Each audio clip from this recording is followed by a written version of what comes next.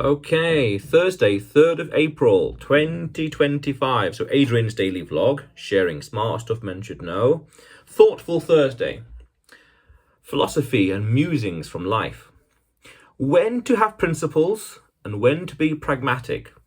Now, this is an interesting thought that's been bounced around for the past few months, really, just in general. And when I was in El Salvador, it really came to fruition, this idea of this balance. When to be pragmatic, as in when to get results, when to focus the end result, when to focus on action and success, and versus principles, your ideals, your ideas and your morals. Being upright and standing, someone to hold your head up high, things like that. Or really, you could say success that gives you confidence to hold the head up high. But that was an interesting balance in life. When to adhere to principles and when to abandon them, if you really break it down. And one thing I've realized very recently, and I think I did a video about this very recently, I alluded to it in one video, is that in life, truly, there's no solutions as a pragmatic matter. There's no solutions, only trade-offs. Really, you're just deciding which course of action has the least painful, least disastrous results, or the chances of. So there's no real solutions. It's just you're trading one worse situation for a better situation. That's what you're trying to do. Otherwise, you wouldn't do it. Why would you make things purposely worse? So it's a trade-off for what's best. Better reputation, better results, etc. It's a very pragmatic way of looking at it. Understanding it. Pragmatic way of understanding it. There's only trade-offs. So I think adhering to principles could leave you vulnerable, could risk leaving you behind, holding you back. Because people out there, not everyone will have as well-meaning intentions or desires as you. So you risk being left behind in a sense of dark triad personality types, people taking advantage, nepotism, corruption, things like that. You risk, or even people being pragmatic and using this tool to the nth degree and getting ahead and learning things, understanding stuff. I'm not saying break the law, break the rules. No. I'm saying that your principles risk holding you back. It'd be akin to saying, I'm not going to drive a car, I'm going to walk to London. I think driving a car is immoral. You can think that. It would take you several days to get there and walk to London, yet someone could be there in, say, 3 or so hours. It'd be akin to saying that.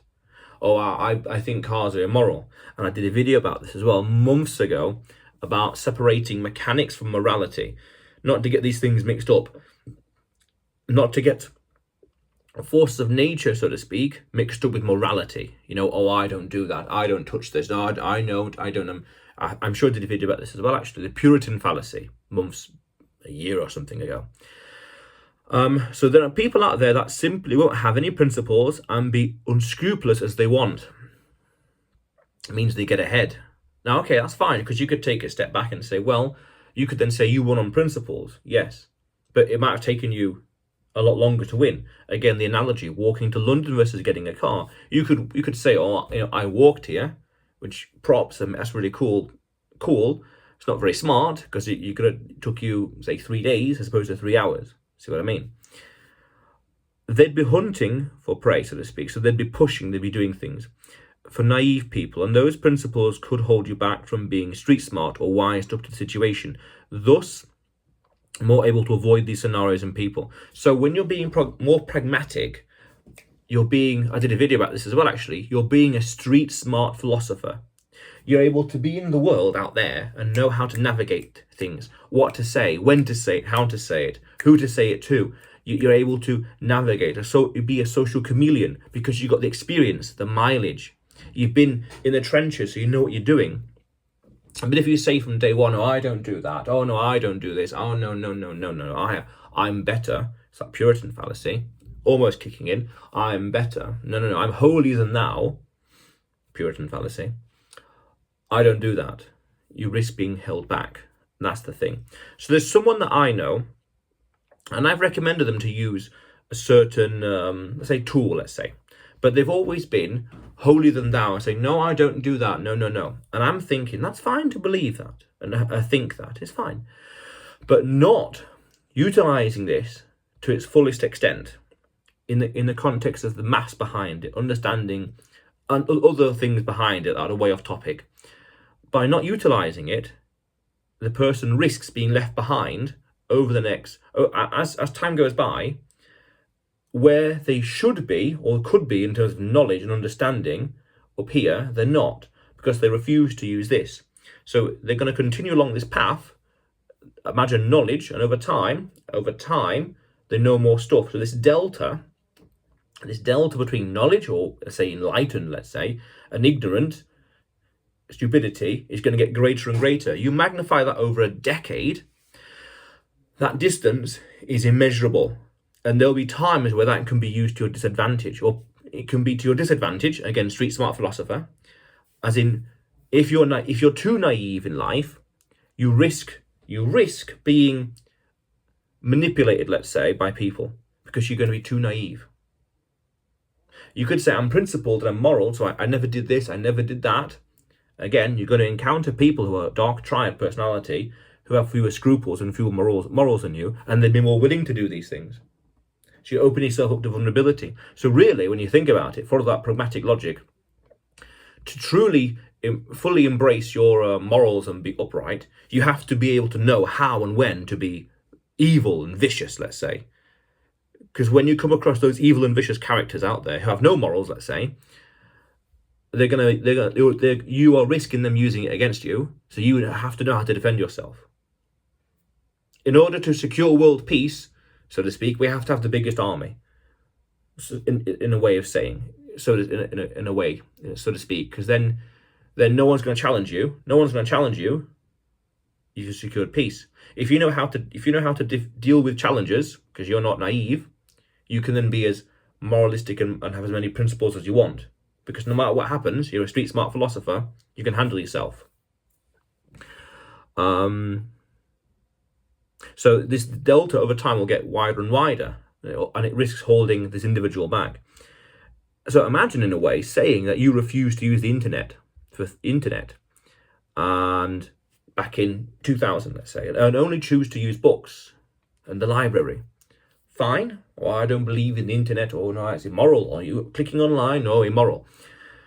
So 25 years later, you never really utilize the internet, and you're going to be stuck down here. Your growth would be, say, 1% over the past 25 years. And yet someone who is utilizing the internet over 25 years would triple X, for example. They'd grow so much more. In the same way, I'm using AI, and I have saved, I realized and reasoned recently that I have saved about a year of my time, and probably exponentially more and more. Now I use it more and more, of time of making mistakes. That's powerful. And that's because open to new ideas and technologies and solutions, as opposed to being holier than thou. I said, oh, I don't believe that, it's immoral. No. Utilize it to the nth degree. If you're not, you could say competitiveness. If you're not, someone else will, or your competition will, and leave you, again, that delta, leave you behind in the dust. Now, this also reminds me of a book that I read, 2, 3, 4 odd years ago, something like that, The Fountainhead by Ayn Rand. And there was and I understand the premise of this book, which is essentially morals versus pragmatism. And there was one or two scenes in the book when I thought, the character is ahead. All he has to do is accept a deal, sign a contract, things akin to that, and you'd get ahead. He'd leave one scenario behind and go to something better. Now, of course, this is fiction, so straight away it slams against the paradise fallacy.